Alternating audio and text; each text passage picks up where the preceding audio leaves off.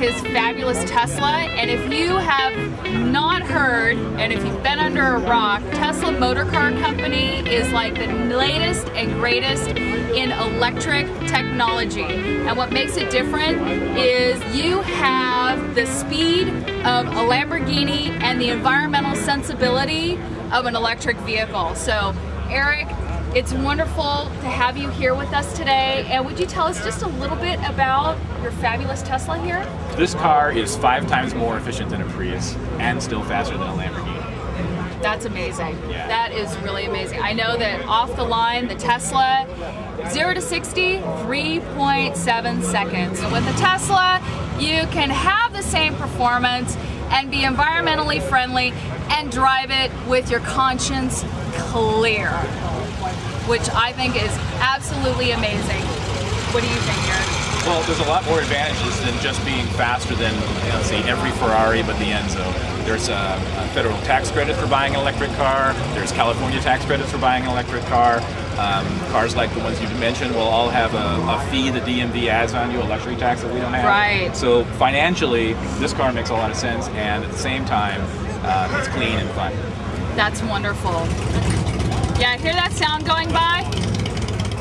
Hear that sound? Yeah, Never. You won't have that with a Tesla. No, I mean, you can drive down a country road and hear the birds chirping and the fish jumping out of the water while you're going 80 miles an hour. You know what's funny? We can ride by cyclists and we can hear them talking about us as we're driving by. Hey, that's a Tesla. Oh, I seen one of those. You know, you're driving away and you can still hear them talking. It's really fun. That's awesome. That's awesome. So some of the differences that I've read about with Tesla is, most importantly, I think, is the lack of transmission.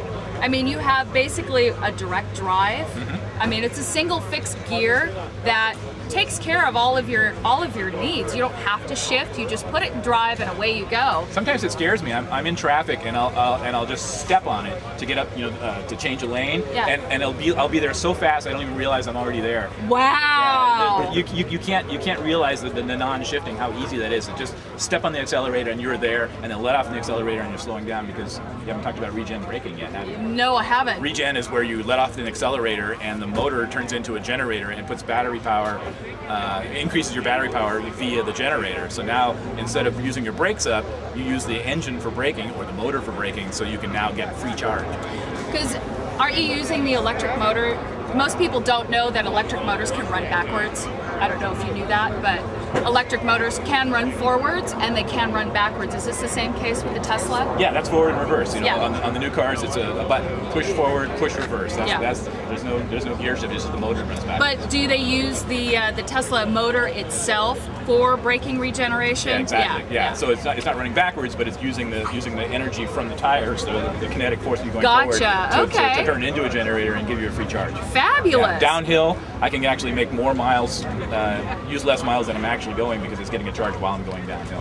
That's fantastic. That's cool. That's fantastic, and that's got to increase your range too, as well. Yeah. That's the smart part about it. Increasing your range, where you're like, I make better mileage on a charge in stop and go traffic than I do on the highway. So it's the opposite of a gasoline car. The gasoline car will sit there and just be spitting out fuel and carbon, and I'm sitting there and my engine is off. My motor is off. There's no energy being used. That is fantastic. And what about the battery pack, the weight of the battery pack? Is that an issue for you guys? Tesla hired Lotus to set up the car, so it's Lotus secretly does a lot of work for a lot of car companies you never hear about. Besides Nissan and Mercedes, Lotus knows how to set up a car, so they hired the best people in the world. The battery is center mounted, so it's a 900-pound box right in the center of the car, so the handling is perfect. That's fantastic. Well, you can see here that we have the place where you plug in. You can't call it a gas filler cap, but your electric plug cap is right here. It takes about 10 seconds every night to plug it in, and another 10 seconds in the morning to unplug it. So you think about spending 10 minutes in a gas station every 2 weeks. I figure I'm spending about a third the time you are by plugging in. Wow. How long does it take to charge the car from when it's empty? Right. If it was totally empty, if you'd run your 240 miles and you were bone dry when you drove home, it could fill as fast as 3.5 hours. So your range is about 240 miles then? 244 is what the EPA tested it at. Okay. This here is the computer. Here's the battery. Well, the battery is something that's pretty amazing. What Tesla has done is they've taken laptop batteries, standard size, cells and put them in a box. There's 6,831 laptop batteries in the box that is water cooled and also heated at the same time. So whatever environment you are, the batteries are kept at a nominal temperature to make them last longer.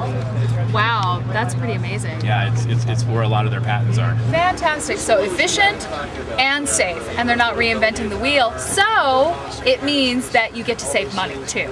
I'm going to throw in the recyclable. Recyclable? Yes, because lithium is a very recyclable material, and so when you think about oil, which is a one-time use, burn it up, right. never see it again, right. now you're breathing it. Lithium, you can use these batteries. When the batteries go down, people often ask, how long will the battery last? Well, no one knows that maybe 100,000 miles, then you can take the battery, recycle it, turn it into a new set of batteries, and start all over again. Fantastic. So it's green. Very green. So it's green. They'll also make their motor is their own design, their own patent. Let me show you the computer here, the PEM, Power Electronics Module, they call it. It is it's basically the software that runs the car. This is basically, this is a computer on wheels. Wow. That's what these guys are Silicon Valley, that's what they do. Yeah. And so they said, we know all this about electronics, we know motors, everything that we know is easy. We don't know how to build a car. That's where they brought Lotus in to help them out. Well, that makes sense. Yeah. The car is all made out of carbon fiber, 100%. Bumpers are plastic, but you kind of want that if you're bumping into other cars. Definitely. Yeah. What's interesting about the Tesla is what a bargain it is, because you have a car that can beat cars that are twice as much, that is made with materials that cost twice as much. At the same time, you've got a car that's inexpensive to run. There's no gas. Right. Gas bills. Electricity is 5 times cheaper than gasoline. Definitely. So. And it can come from green sources as well. Yeah. Several of these guys we have here today have solar panels in their house, so they're running for nothing. Oh, wonderful. Yeah. There's no maintenance. There's no carburetor. There's no air filter. There's no oil filter. There's no muffler. There's no CAN transmission. There's no catalytic converter. There's no smog checks. There's no exhaust. Yeah. There's no exhaust. All those things that you would normally have to repair and replace. The expendables on a car. None of those. Wow. Yeah. That's impressive. You want one? Yes, I do want one. I do want one. You have what looks to be a Lotus, but you drive it conscious-free. Your consciousness is clear. Save the environment. Buy a Tesla. Pat, I'd like to introduce you to Steven Zimpel. Steven played electric in our Plug in America PSAs. Nice. Our group is trying to promote electric cars, so all cars become electric, and Steven here played the embodiment of electric cars. He played with another guy who played gasoline, who was the embodiment of gasoline cars, so we tried to promote the advantages of each, and Steven here played our hero. Fabulous. How does it feel to be a hero? It feels pretty good. It actually started out as just something that looked interesting. I'm a car guy, and I'm a petrol head, I guess, if you want to call it that. Yeah, oops. So I saw this, and I said electric, and I think it's an incredible technology, and I saw when I went to the interview that he had a Tesla, which I think is amazing. Yeah. So I did get to ride in it, and first off, the thing blew me away. I've never experienced accelerating with no shift point. You're always waiting. When you get that push back in the seat, you're waiting for that little lunge when they shift into second. There wasn't any. And it absolutely just blew my mind. And the car I have now, I'm just kind of like, And what are you driving now? An old Porsche, turbo Porsche. Okay. But guess what he wants? Yeah, guess what I want? A Tesla. Are you going to trade it in? Yeah, we'll see what kind of trade-in deal we can get. All right. But absolutely phenomenal, and the opportunity to work with them was great. Plug in America is a great group, and it was a lot of fun. That's all from this episode of the Kitty Cat Car Lounge. Until next time, keep your engines purring.